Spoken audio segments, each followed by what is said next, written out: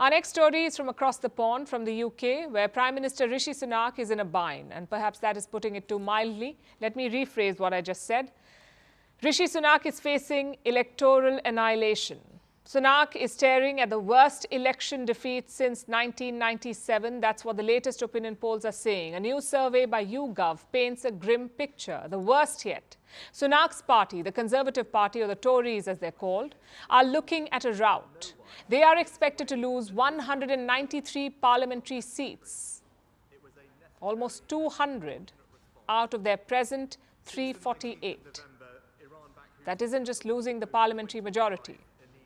We've known for a while that the Tories will lose the next election. That is not news anymore.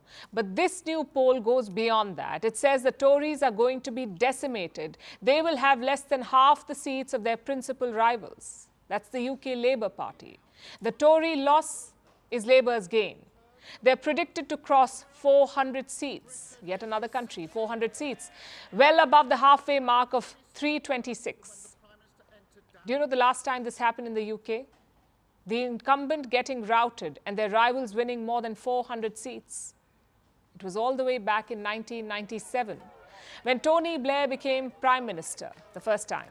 Blair's massive victory in 1997 began a 13-year-long period of Labour domination.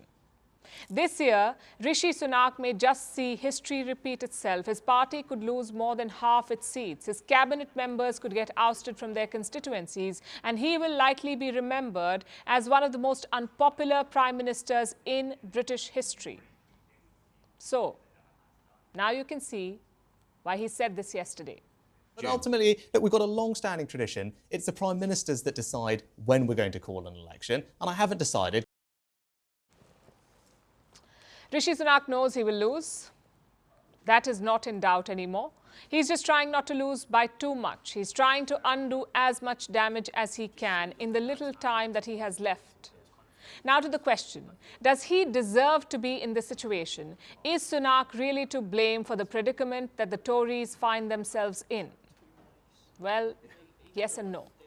Sunak has to take a part of the responsibility. Of course, he voted to leave the European Union. Then he took on the responsibility of Chancellor of the Exchequer, their finance minister. He chose to take charge of the tottering economy, so he needs to take the blame for not being able to fix it.